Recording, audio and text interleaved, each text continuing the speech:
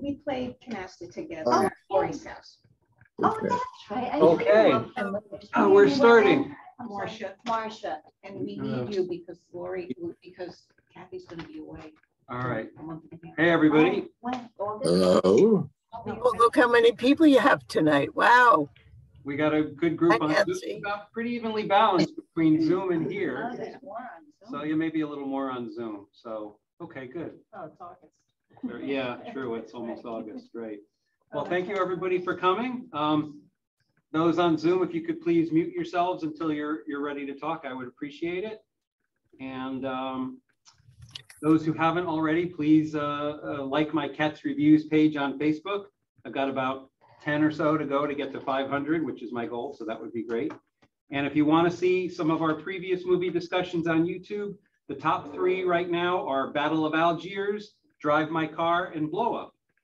They each have 75 or more views. Oh, great, thanks. All right, so we're doing My Beautiful Stutter tonight. We have special guest, Michael Alden, the film's producer. Say hi, Michael. Hi, Michael. Hi, Michael. Hi, Michael. Hi, Michael. Welcome Hi, aboard. Michael. Welcome aboard. Hi, everybody. And, here's a picture. I'll show you guys here first. You can see. So it's Michael with the director, Ryan, and with Paul Rudd. And there you go. You can see it there. So I got that one. So, okay, so I put everybody on the spot. I do this every time. Show of hands, who liked the movie? Wow, okay, pretty good. Yeah, basically everybody, that's terrific. Pretty close, pretty close. Okay, very good. Okay, anyone want to talk about what they liked in particular? Any hands on Zoom? Well, I thought it was extremely informative. I had no idea about, stuttering. I always thought you could get better from stuff. I mean, I thought it was just so well done. All right, thank you. Amy, I know you had something. You see your hand up. It was really enlightening for me because when my first major in college was speech therapy, and one of the classes I had to take was the physics of sound, which I just found physics really hard to understand and wrap my head around. So they would have a TA, a teacher's assistant, give discussions for kids, for students who needed some extra help. The TA that was assigned had a very, very bad stutter, very much like these students in My Beautiful Stutter.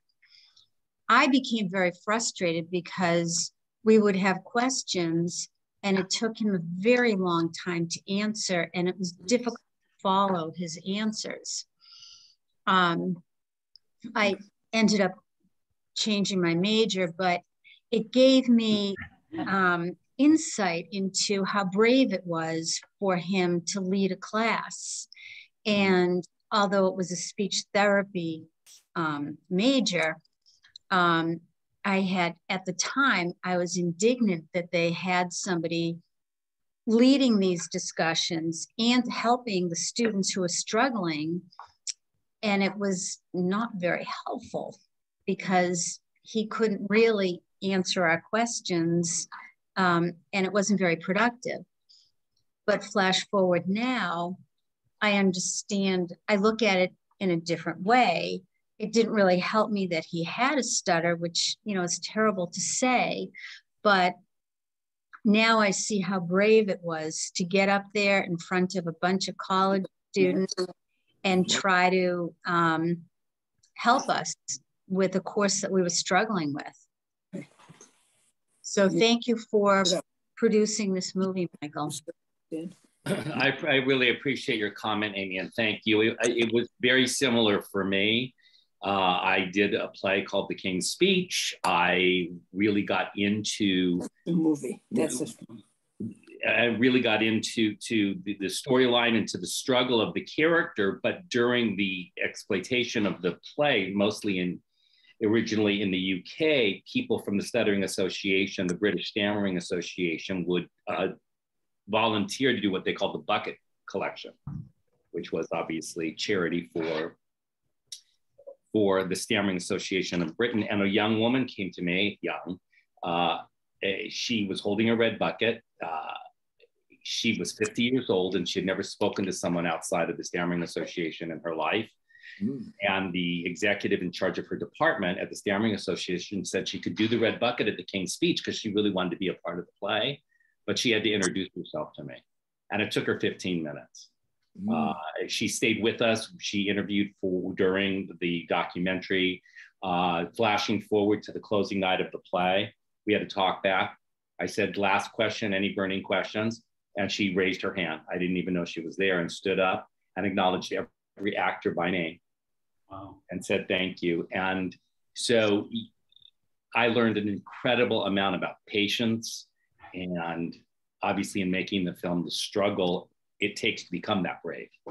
And thank you for going back and noticing. I will let you know that when one of the film festivals we did, there was a speech therapist that was there. She had been a speech therapist for children for over 25 years. And she was trying to tell me after the screening what she did, and she started to cry. And I stayed with her. And when she composed herself, she said, I've been helping children who stutter for 25 years and never asked one of them how they felt. Wow. Ed, I'd like to say something, if I could. Bart, go ahead. Along those lines, we had been watching various British shows, so we had the closed caption on. So, and about, I don't know, a third of the way through the movie, I said, I got to turn that off. I didn't turn it off, but I did not look at the closed caption so I could get a better sense of all of the struggles that they were just talking about. It was such an enlightening thing for me to just, because I've been, you read these things quickly and in your own speed, and they were at a different speed, and it totally changed the movie for me at that moment. And I had a question for Michael. What was the difference between stammer and stutter? Britain calls it stammer, and we call it stutter. It's the same thing. Just a little dialect thing with it. It's aluminum and aluminium. Well, I was curious what your motivation was to make this movie. Really quite easy for me to answer that question. I was in the midst of touring with the play. Taro Alexander, the head of SAY, the Stuttering Association for the Young, reached out and asked if I would personally ask our author, David Seidler, if he would be willing to be honored along with Carly Simon at their annual fundraising gala. So David and I went together. I sat down. When was this, Michael? When was this? 2016. Okay. Maybe 2000. Yeah, 2016. And the lights went down, and it is a gala where the kids perform. And as you learned in the movie, if you didn't know before, when you sing, you don't stutter. And the lights went down, and an 8-year-old boy came out. He had never been on a stage before. He stood center stage, and his job was to say good evening. And we were told in advance that the running time of the show was either an hour and a half or 4 hours, depending. Yeah. And he finished his welcome. I was in tears. And afterwards I said, I'm now hooked. I will be here every year, and I will do whatever it takes. And that morphed into, why don't we tell the story of these kids? Because so many people don't understand the amount of children who stutter that are not acknowledged, and encouraged and supported is just astounding. And we did not put a lot of statistics down, but the amount of kids before puberty that try to kill themselves, off the charts, because they're afraid to speak.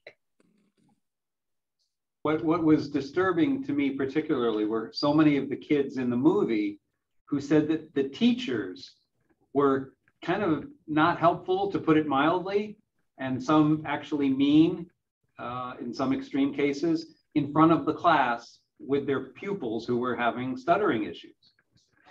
They obviously hadn't been trained to deal with that at all. And that was extreme. No, there is no training. The woman from the British Stammering Association This is a woman who's cherub face and curly red hair, and her name is Amanda Littleboy. I mean, you could not get more Dickens. And we flew her out to interact with the kids because when she was growing up, there wasn't a stuttering association for the young. And she was their guest speaker. And it was amazing because she had never stood in front of a crowd. This is, you know, where everyone was staring at her. Right. And it was interesting to watch the kids realize how fortunate they were that there was a place to go. Wow. And to note that with the Stuttering Association for the Young, no child's turned away. When they do summer camp, they raise, that's the reason they do the gala, so that they can create scholarships. Wow. Ann Cogan, you had a question or comment? Yeah, I did. I thought this was just a marvelous film, but and I know it's about stuttering, but I think it has such a much more broader application. I think, truthfully, I think every single school child should have this in their curriculum because it really, in such a profound way, shows what it feels like to be an outsider, what it feels like to have a disability, the impact of kindness and bullying. And it could open up such broad conversations. I thought it was really a magnificent film. Yeah, we thank you very much. We are available to schools across the nation. They have to want it. They want to. I can't make them put it in their curriculum. I mean, I'm sure whoever's on this call that's been reading the news about education, we're in a cruddy situation in this country as far as what our kids are learning and what they're not learning. Yeah, they're learning things that they shouldn't be learning, and this sort of stuff is not being taught. That is correct. Kindness and patience. And these children feel so badly about themselves. Their self-esteem is so low, and they're targeted by bullies. They're marginalized. The teachers don't support them, and it is just profoundly sad. The kids told me, I mean, first of all, for me, yes, I'm producing this movie, and yes, I was on set, but the moment that one of those children trusted me enough to talk to me, what are moments and memories I'll never forget. The group was talking about how grateful they were for social media because it evens the playing field. It's an equalizer, right? Yeah, Right. so by being able to be, work through the computer or to text, Right. really help create relationships prior to them having to admit that they really couldn't speak fluidly, and that's helped. And I think also that this generation, when you saw, I mean, it's a few years now, but this generation that has now gone through college, they went in defiantly. Very few of them shied away from the fact, and a lot of them, like Will, went away by himself. So here you're a 6 foot some, feet tall, you stand out, you're a good looking kid, and you can't speak. And he went off to university by himself and stayed friends With Malcolm. With Malcolm. Which was That was such a beautiful friendship. That was the most moving part of the movie. It was. When Malcolm leans over and hugs him towards the end of the movie. And It was so sweet. That happened during the movie. There was no setup. Malcolm had it rough. He saw his father try to kill his mother and then kill himself. And then kill himself, right? Yeah, and he was, he had a rough time. When we went on the road though, so we started in 2015-16 and we filmed for over 3 years. So the kids got big, and little Malcolm, that kid, right? Ended up being like 5'10", 5'11", and when we started doing the film festivals, he and his mother would come to the festivals, and the first one they came to, he was standing in the corner backstage, and I said, Malcolm, you want to tell me a little bit about what's going on? He said, I don't want to go on stage. And I said, are you afraid that they're going to make fun of you? And he said, yeah. I said, I promise you that the experience you have on stage will be 100% opposite from any experience you've ever had, and that you will really love the moment. And then I turned to his mother and I said, whatever you do not let him give his email away to anybody. And she goes, oh, come on, he's just a little boy. So we go out there, he gets his outrageous applause, and all the girls are going, Malcolm, Malcolm. And the mother looked at me and I said, I told you got to be really careful. That's great. That's great. Elizabeth, did you have a question?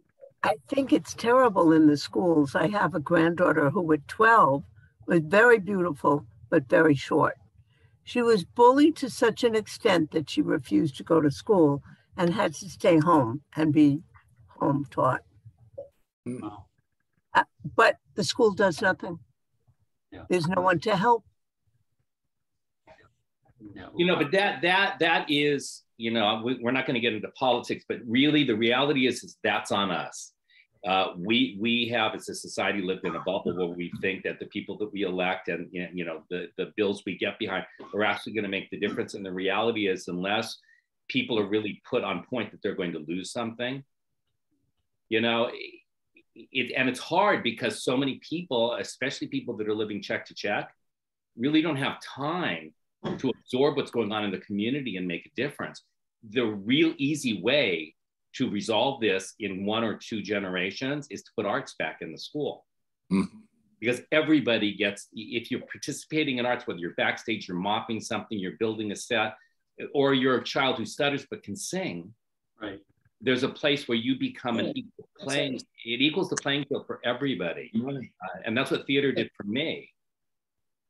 And that's the fight. It is, you know, it isn't, you know, educating about slavery or about the Holocaust or about stuttering. It's about getting kids to communicate and ask questions and feel safe in doing it. Nancy? Well, I just wanted to say, because I was an educator, I thought the movie was fabulous, and I wish I had seen it 30 years ago, because I had no idea that kids who stuttered felt that way, number one.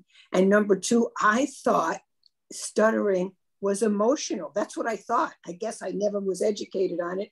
And I thought to myself, and I had kids, we had kids in our school who stuttered, and the speech pathologist said they wouldn't see them because they couldn't fix it.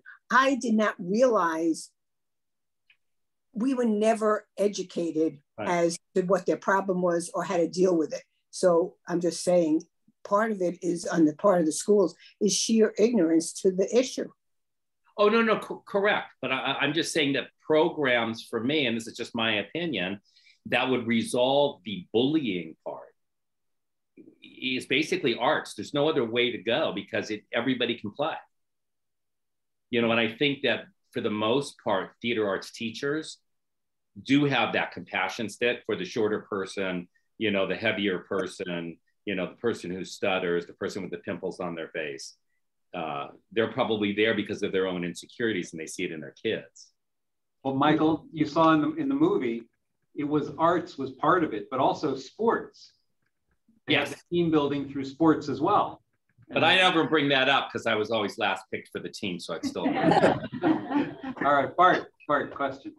You know, Michael, it was so beautifully done. Each story was so emotional and heart-wrenching. I'm curious about the ones who weren't quite as successful, or it wasn't like the one young girl who was Melanie, who walked out of the, who needed to be. Tell me more about. Well, Melanie's father had sent her to a speech program, which was an intensive that she worked on. I think it was a 4 or 5 week program before she went to the camp. Mm. And the program assisted her in reducing the amount of stuttering for her. It didn't make it go away. Then she was delivered to a camp where everyone's saying it's okay if it doesn't. And her father got pissed off. And so I believe, it's just an opinion, I'm not a doctor. I think her stuttering increased when she was at the camp because her father was upset that the camp wasn't what he expected. She looked to me, I was there that day, very disappointed when they decided to leave. I think, you know, it was being done in the big rotunda. And so there was a lot of interaction, a lot of theater going on, you know, and that was the day that the woman danced, the young girl danced her story. And after that was over, they left, and the mother and father were both there.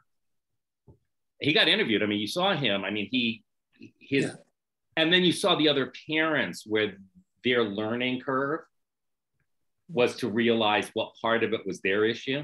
Right. Right. And he wasn't ready. I met the woman, the young girl who Taro actually walked out of the building with. She couldn't say anything. That process. You know, I mean, she came back.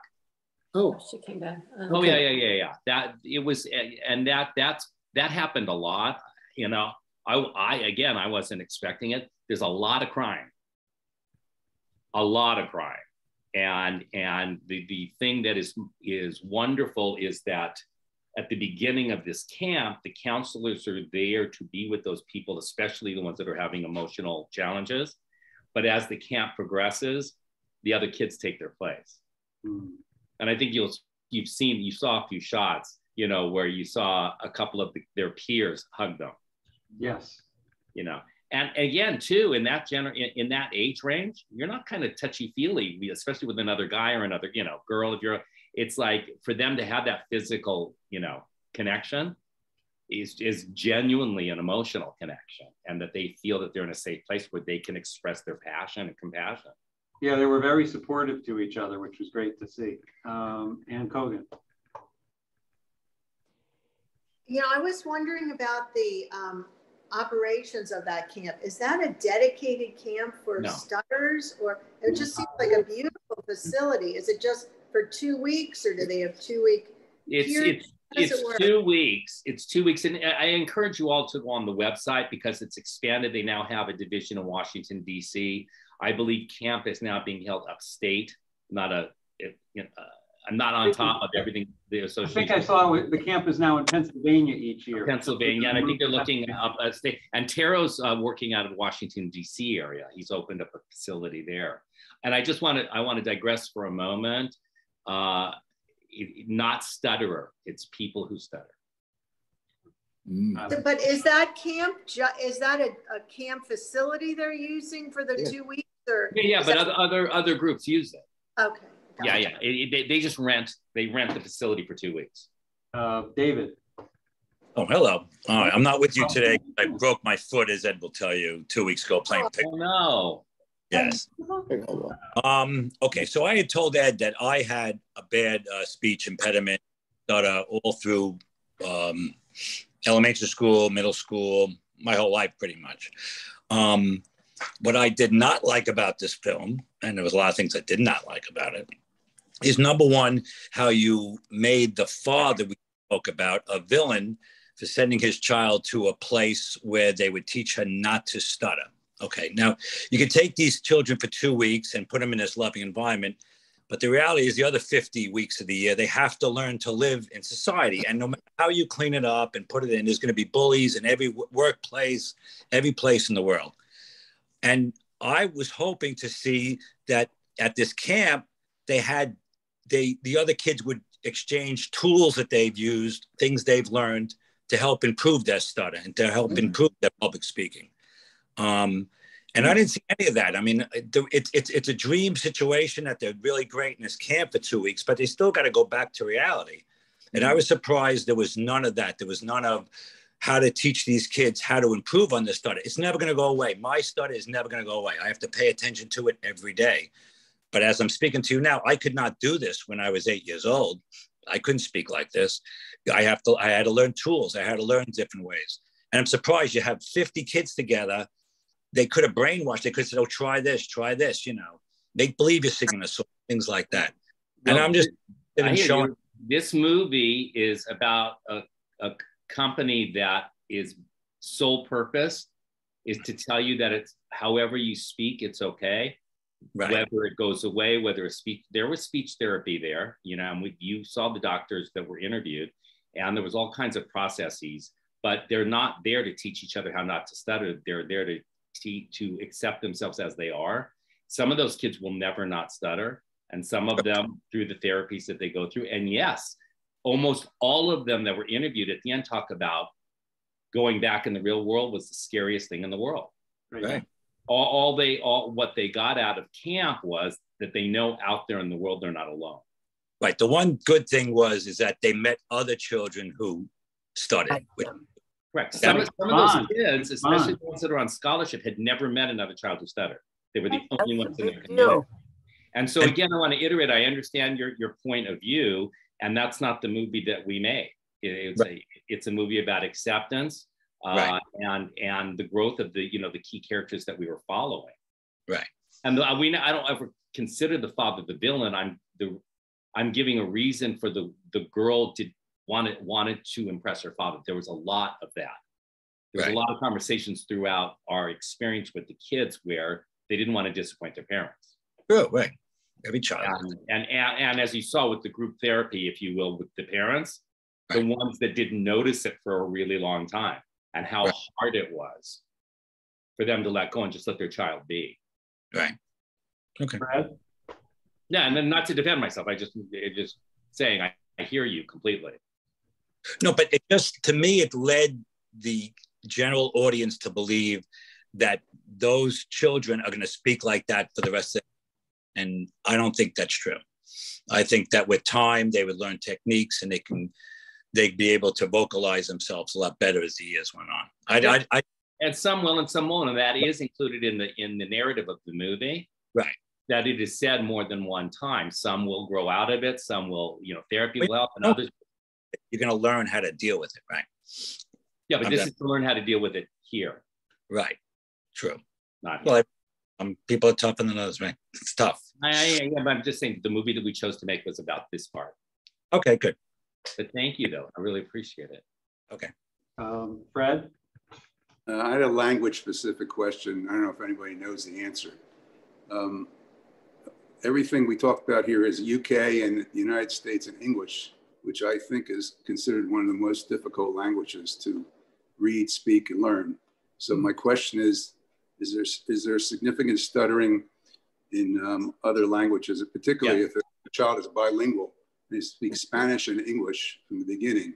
Do they stutter only in English, or do they stutter equally? It's neurological. But my understanding, it's equally, and the ratio, which I don't know what it is right now because we started this a long time ago, and I did not rewatch the movie just before this, but the percentage of children who stutter is worldwide. Okay, thank you. So, and I don't know. It really, I think, and this is just speculation, if you talk about like Italian or Spanish, the ones that are more melodic, it wouldn't surprise me if it's easier. Mm-hmm. Because like the kids closer to singing. Well, the kids can rap. The kids can do hip hop. They can rap because there's some kind of beat to it. And it goes to another part of the brain. The kids with learning learning disabilities can learn symbolic languages like Asian languages, where they can't do so well with Romance and English languages. So there is a difference. But again, the percentage is worldwide.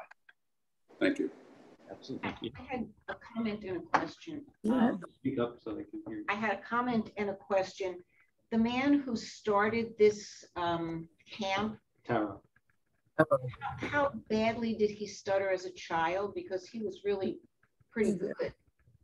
Well, I mean, in his own interview, when he was talking to his grandparents, I mean, sometimes he'd go into the closet and like bang his head against the wall because he just couldn't get the words out. And he was petrified of being judged. So he just would not speak. But again, too, going back to arts, his family's in the arts.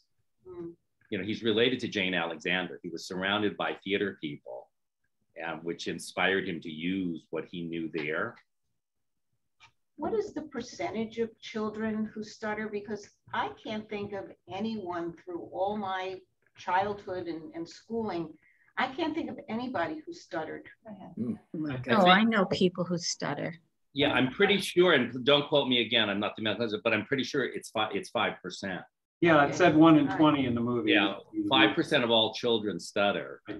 Some will grow out of it, some will use techniques to grow out of it, and some will not. And when you saw shots of the gala, there were people that were being honored. It's like Carly Simon. When she told the story about how if she was made to answer the phone when she was a little girl, that when it started to ring, she'd go all the way down the hall and run as fast as she could, so that when she sucked in that breath, she'd go, "Hello," because she was so afraid it wouldn't come out. I mean, just all these, it was just amazing. and how music and art got her to that next level. Hey, Madeline? I was just going to say my first boss when I was working had a really, really terrible stutter. And I remember I had to teach myself to be patient when I'd be in talking to him, because it took him forever to get a sentence out, and your instinct is to finish the sentence. Yes. And teach myself, no, sit there and listen. It had never occurred to me what it was like for him before I knew him when he was a kid. You know, you just, because you know, we were adults and he was older than I, and this was very eye-opening to understand what he had gone through to get to this point in life where he had a pretty successful business career, and to the point that was made earlier about taking lessons and learning to get better. Since I knew him, so he did get some kind of, and he got better, but I saw him not that long ago, and he's back to almost as bad as he ever was. So I think it's just, you know, some people overcome it, so some don't. But it was very eye-opening to me to understand what it would have been like for him as a child. I had never thought about it. I have a client. Oh, go ahead. No, I'm just saying, and the power of words. I mean, you know, the King's Speech, you know, the play itself, I mean, if you look at, regardless of your yay or nay about it, you know, this performer, Zelensky, you know, in a small foreign country is using words and using them brilliantly and speaking to people with different storylines depending on who's listening, whether it be, you know, Russia or America or the UK. And these kids know that we live in a world where that's important. Right. I worked with a client at my ad agency, and it was a large corporation with a $10 million a year annual budget. And the CEO was never part of the agency hiring process. I was dealing with the marketing people and the CFO and some other people. And they had an initial issue that had to be handled. And I thought it would make sense just on paper that the CEO should do a press conference about it. Okay. And then they brought me in to meet the CEO, and he had a horrible stutter. And I said, okay, we're going to do a press release. And that's what we did. And when he would do interviews, we would do them through emails, questions, and then email answers back.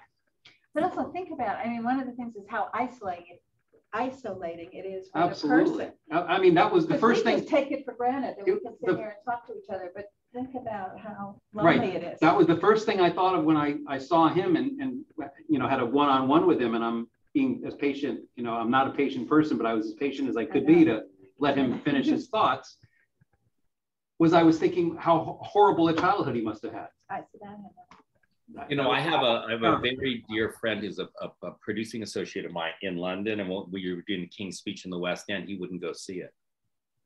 Mm. He said, I will not go to anything that reminds me of my challenge. Wow. And he just refused. I said, Stephen, I would never put you in a room that would hurt you. He said, I'm not going. Yeah, just too painful. Well, I meant to do this earlier. I wanted to introduce Michael. I have a brief bio on him, so everyone's more aware of what he's done besides. Can't they just love me for who I am? Well, I don't want to embarrass you too much, but Michael has produced on Broadway, in the West End, and off Broadway, and touring shows, including on the West End and Broadway, Come From Away. Play the King's Speech, That Boy the Musical. Also on Broadway, Disgraced, which won the Pulitzer Prize, Grey Gardens and Bridge and Tunnel, which won a Tony Award. And of course, Grey Gardens, I forgot her name, she won the Tony Award. Yeah. Christine Eversole. Well, they both did. Right, yes. Christine and Mary Louise both won. Right. And then off Broadway, Not That Jewish, Becoming Dr. Ruth, Admit One, Spalding Gray, Stories Left to Tell, in Los Angeles, When Pigs Fly, and Teresa Rebeck's Bad Dates. And then film, Michael's done a whole bunch of film projects as well. Estella Scrooge, I think, is the most recent one, which is A Christmas Carol with a Twist on the Ebenezer Scrooge story. Just Cause with Sean Connery, the documentary Unzipped, Isaac Mizrahi, and Stephen Daldry's The Hours, Kissing Jessica Stein, which I love, and then The Zookeeper with Sam Neill as well. And upcoming projects are the supernatural thriller Cursed, which, can we say who's in it or not? We can say. Sure. Okay. With Mickey Rourke and Lindsay Lohan. And then there's When Reagan Killed Roosevelt, a film chronicling the formative years of the famed rap group Public Enemy, and Just Say Yo, the never before told story of the rise of MTV raps and their place in the rap revolution. So now I want to ask you about your co-producers to the movie, specifically Mariska Hargitay and her husband Peter Herman from TV fame, Paul Rudd, George Springer. Tell me how they became involved and how you became involved with them. So Paul was hired, and I'm not going to remember the name of it now, to do a movie where the character stuttered. And he contacted Taro Alexander, who at the time was just starting the Stuttering Association and was an actor, and asked if he would coach Paul. And then Paul came and met the kids, and he said, okay, so now I live with you. I will do whatever you say. I will come every year. I will. And he does an annual Paul Rudd bowling night to raise money. Mariska and her husband have a child who has some speech impediment. I don't know what it is. They don't talk about it, but she got involved again too. She came as a guest to one of the galas, and you just get hooked. You know, we have this gala, I can't remember what year it was, his name just went right out of my head, but well, I'll go to the punchline. The director, who was supposed to come down and speak, called and said, I'm sorry, I'm really sick. Is it okay if my wife fills in for me? And I said, sure. And his wife, I said, of course it is. His wife was Helen Mirren. So, Helen shows up, and we were in the midst of filming the documentary, and she said, and I quote, give me the words you want me to say, and I also would like to know where the backstage exit is, because what will happen is I'll do my words, and then I'm going to take the subway and go home and take care of my husband. And we said, fine. She was there early in the afternoon, so she got all dressed up, and she was off stage right, and the little boy who was going to be opening the evening, his shoe had come untied, and there's a beautiful picture of her tying his shoe, and he goes out first, and by the time he said Dame Helen Mirren to introduce, she came out, she was sobbing. Her first word, she goes, I guess this will be a 10-hanky evening. She finished her words, she went out the back door, and I watched her walk around the entire building. And she came back in and sat in the back, and she's been there every year since. Wow. So there's something that happens. So that's, and you asked me about, so that George helped Springer Paul. George Springer. George Springer was honored and is a person who, as an adult, stammers. And he does events as well. I think we have a sequence in there with him. Yeah. Yeah. And so he does. During a cast, actually. He was injured at the time, yeah. Right, but with Malcolm and everything, and right. You know, the whole sports background. And I actually just called him, his agent, and I said, would he put his name on this, because I was trying to cross the barriers. I didn't want it just to be educational. I didn't want it just to be movie people. Right. I wanted to get to that little Melanie's father. Right. You know, and having somebody like George Springer is going to get to Melanie's father. Right.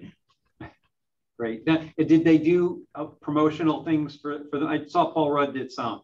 Not a whole heck of a lot. You know, I mean, we didn't really need it. It sold right away. Okay.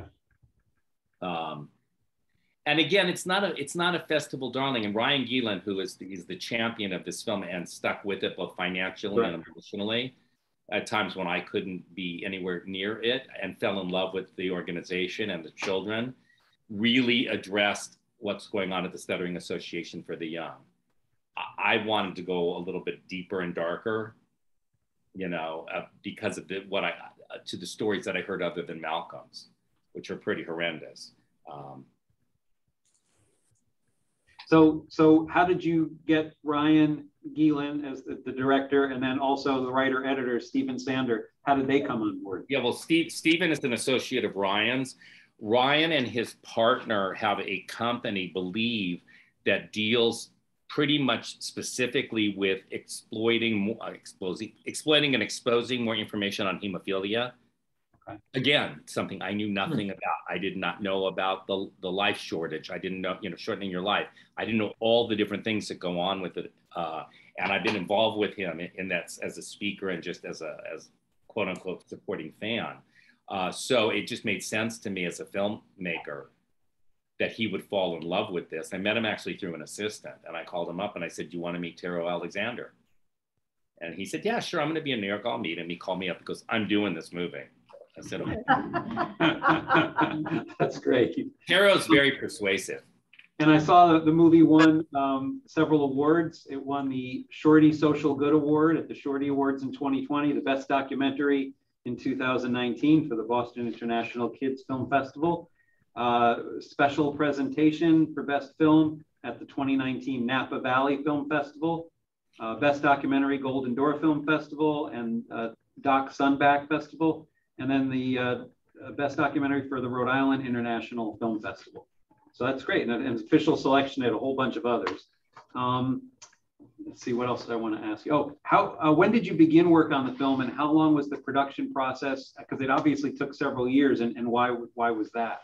Well, because when I pitched this, originally 2015, 14, 15, we followed the kids for over 3 years because the journey was from bullying to bravery. I mean, that was the basis for me of the story. We are going to follow these children from bullying to bravery. And then we started editing. There was stuff that's not in the movie. One of the kids camp killed himself. It just a lot. And so it just took an enormous amount of post time to kind of suss out the story. So it took 3.5 years. Wow. Okay. Also, it was kind of cool because we got to go, to college with these kids. Right. Right. I mean, it wasn't just you meet an 8-year-old who's having a hard time. You don't know what happened to them. We got to see what happened to them. And that was great. Right. Now, Taro, he talks about being married. You saw some pictures, but his wife, as far as I could tell, never appeared in the film except in the old footage. Why no, was that? It's the scene at the beginning of him leaving his house and getting on the ferry to go to work. It took us a year to convince him to let us film in his house. They just did not want to be, and she's really proactive on raising money. She's very well spoken. The kids are great. One of the kids has at the time has a speech issue, and he kind of realized, that the two of them talk about how they wish she didn't. It's just sort of like, and how he said, how do we talk about that out loud? Right. And she just didn't want to. She did not want to include her family. It wasn't about her family. Okay. What was the impact the film had once it was released? Well, I already said all that. I mean, I think that, the speech therapist, I never asked a child how they felt. What you read, I mean, the responses that we got at the film festivals. Yep. No, I just want to not hold it that way. The last time I saw the movie was when they opened Washington, D.C., I took my great aunt, who was 100 years old at the time. Wow. And she basically said, I have to meet and touch. I have pictures. The last movie she ever saw, she had to sit with these children and hug them and hold them. And, so the impact that we had on the people who've seen the film is that people realize the value of their specific care for another human being and how impactful that can be in making that person okay in the room, okay, and in their, shared world. All right. Any questions here? I have a comment. Yes, Howard. The trouble is, I don't remember the language that was used. In the last scene, the kids are getting on the bus. And a staff member says to one of them, something to the effect, you're going home. And the camper said, no, when I come back to camp next summer, that'll be my home. Right. And that's one thing I remember the line that you're speaking of, I believe, is he said, no, tomorrow I'm going to camp, and next year I'm coming back here to home. Yeah, I couldn't remember the line. Right. Ed? Yes. Yes. I love the movie, but I taught in a high school in the city of Newark for 50 years. I ran a children's sleepaway camp for 31 years, and I never had a kid that stuttered. My God. I don't understand that. No kid in my class would sit there a whole year and not talk. So I know that I never had one. Now, I never knew all the stuff about this movie, and I love the movie. And the camp part, really, my wife and I, we just loved it, because we still talk to our head counselor. I haven't been in camp since 2003. And my head counselor and his wife was the nurse. I mean, my kids still talk to them, and they're in their 50s. And we went to camp, to a basketball camp, to Dalshays, actually. Oh, wow. So we know about Blue Ridge and renting the camp and all that. And it was really, I mean, I really got involved in the movie with the camp. As soon as I saw a camp, I said, oh my God. And, but we never had a kid that stuttered. I never saw one. I mean, not that I don't know that there are. I think this gentleman's going to say exactly what I was going to say. Go ahead. David? Okay, there were many, many children who stuttered, but they learned how to hide it. I went to college with a girl. I didn't notice for 2 years she was missing 2 fingers, okay? And for 2 years, I didn't know she missed 2 fingers, because whenever she spoke, she covered her hand a certain way. She would do her hair a certain way. It took me 2 years to figure out that she was missing 2 fingers. You can hide it. You can change words. Unless you're asked to say a specific word at a specific time at a specific place, you can hide it. You can change your vocabulary. If you can't say a certain word, you can change it to another word if you have a good vocabulary. You can hide it very, very, very well. A lot of people. I went from the movie. The movie didn't tell me that. Well, the movie told me. No, it did. But it did. I mean, the kids talk about words that they, trigger letters like P's or R's, and yes, I mean they have tricks. I don't know. 50 years in the high school, I don't know that these kids could hide that. I'm telling you, and no, they're not. Summers in camp. They're not. So if you can't say a certain word, okay, so I can't say David, which was my own name, and I could not say David in 3rd grade.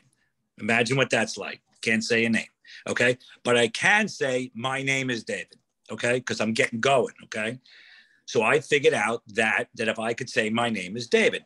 Now, if someone asked me, right, what's your name? You can't say anything else beforehand, I would have been in big trouble. But I figured out I could say my name is David. So you would never have known that I can't say David. That's how it works. And Michael, just so you know, David hasn't done too badly. He's a doctor, so. Oh, but I'm just saying, but not good at pickleball. No, not so good at pickleball. Just not right now, because he can't play because of his foot. No, but that's the eye-opening thing that you should take from it, is that, yes, you should know in every 20 kids in that class, one of those kids did stutter. You just didn't pick up on it, or they hit it well from you. Yeah, they didn't expose themselves. Or they had what we call, okay, so in the United States, what we call a stammer, what you say in England, the stammer, some people think is like, no, like that. I think that's what people think is a stammer. They think that's almost normal. The person's tired, the person's nervous, I think that's what people blow it off as, And Joe Biden still does that sometimes, once in a while. And I wish he would admit it. Today he spoke today, and it was so obvious. And maybe it's just getting over COVID and he's tired, but and I had so much more compassion after watching the movie. All right. It's amazing that he could accomplish what he had. Right. Oh yeah. Yeah. I had so I looked at the reviews that were on Rotten Tomatoes that were went from pretty good to very, very good, and the New York Times didn't really love it. They were okay with it, but they basically said the film is more of a public service announcement than a documentary. It's what I said earlier. Right, but that he fell in love with tarot, and that's the story he wanted to tell. No, I'm just saying that's what the Times said. Then is this the one I wanted to read? Hold on one second. Okay, up to page 6. Okay, right. But then there's this one that I wanted to read. Okay, this is Christopher Reed in a place called Hammer to Nail, but he reviewed it in March of 2021. Though director Ryan Gielen's poignant documentary of heartbreak and joy amongst those who suffer from speech disorders, My Beautiful Stutter, may occasionally feel like a promotional video for the group at its center, this never detracts from the great work on display. The Stuttering Association for the Young is a nonprofit organization founded by Taro Alexander in 2001 that offers both New York-based programs during the academic year and satellite camps elsewhere in the summer months. Its goal is to empower kids with the confidence that they so often lack after years of bullying and worse. Based on what we see, SAY does its job well, and then some. Its changes blossoming under the care they receive. As common as it is, stuttering is nevertheless deeply misunderstood. A common misconception or prejudice is that a stutterer's difficulties getting words out indicates a lack of intelligence. Tell that to Winston Churchill, Marilyn Monroe, Samuel L. Jackson, and Bruce Willis. Just some of the celebrities mentioned here who themselves were stutters. Our current president, Joe Biden, though not talked about, also stuttered as a child. Even people who meanwhile can cause trauma simply by finishing sentences that try their patience. Imagine growing up in a world that has no time for you. Enter Alexander, who moved to New York at 19 in 1991, never having met a fellow stutterer, and 10 years later would start SAY so that other young people would know they were not alone. We learn his story along with that of campers Juliana, Malcolm, Sarah, Emily, Will, and others. What emerges from this tender portrait is a close examination of how love and acceptance can make all the difference in this world. Take what happens at Camp SAY and apply it to any marginalized community. And if the results are even half as successful, we could solve a lot of problems and remove a lot of pain. It's not a cure, and there are some, like a young woman named Melanie, who find the experience problematic, or maybe her father. When we briefly meet her, she has just emerged from an intensive 3-week therapeutic program to improve her fluency and finds the atmosphere at camp, where everyone is told that stuttering is beautiful and not something to fear, too much of a disconnect. It happens, and it is to the filmmaker's credit that he includes that moment. Indeed, Gielen mostly keeps it real and intimate beyond the promo vibe, whether his lens be turned on adults or children. Everyone has a tale to tell, both specific and universal. Life can be a challenge, but the rewards are worth the wait. I thought that summed it up nicely. Yes. Yeah. Anyone else? Any other comments here on Zoom? Okay. All right. I'm just wondering yes, what your point was. The gentleman who said he ran a camp and was a teacher, that he had never met a child who stuttered. I'm just wondering what your point was. Are you saying that not many kids or fewer kids have a stutter than what was indicated in the movie, or that you never, it just seems strange to me. I mean, it's obvious. I mean, it's a known fact that children have stutters. Or is it that it was there? It seemed like it's more of a modern development. Is that what you were thinking? I have no idea. Yeah, I just thought it was an acknowledgement from the gentleman that he had never had the experience. None of them stuttered. Thousands. Thousands. I went through grammar school with 2 kids that stuttered. Yeah, I remember 3 or 4 actually, but big school. Mm-hmm.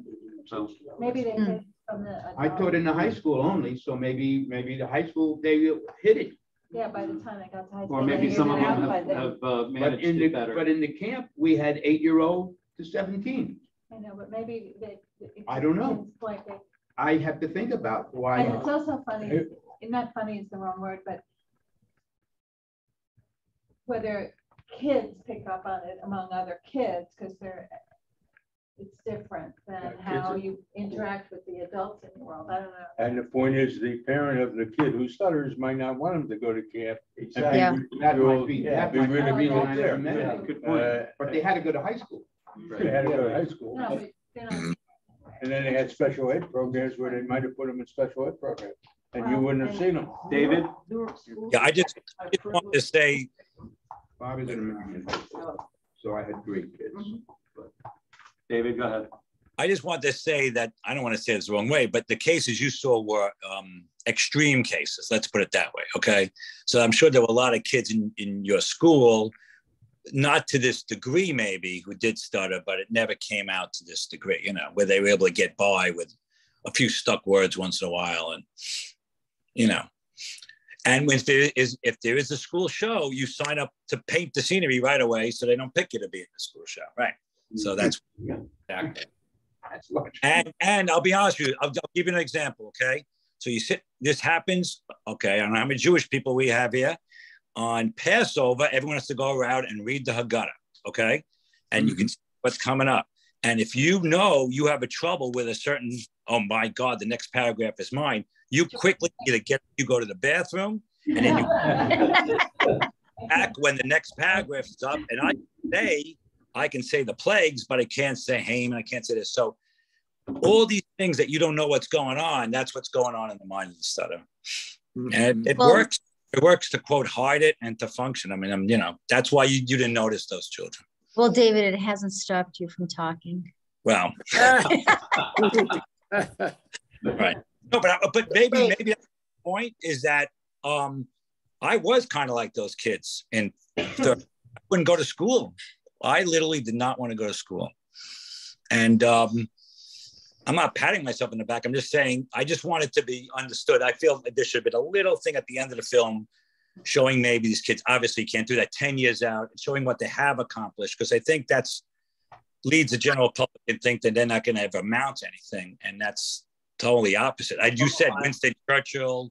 You saw them go into college. And I hope that the young lady who was abused more than once in, at school, was the valedictorian at her school and gave the speech. Right. Yeah. And that was a big fight. That was a big fight with me and Gielen, because I didn't want her to say, look at me now, bitches. But she should have. And he was right. And I said, well, we'll do some screenings and I will acquiesce, because I just thought it took away from her innocence. Mm-hmm. No, I thought it was great. So the next Passover, a defiant triumph. It was great. It was perfect. Well, the fact of the matter is, not everybody who has a stutter overcomes it. And the very unfortunate thing is sometimes things just don't end well. And I think the movie portrayed the reality of having this affliction beautifully. Thank you. Yeah, this child that took her life was transgender. Having difficulty and couldn't communicate and couldn't talk.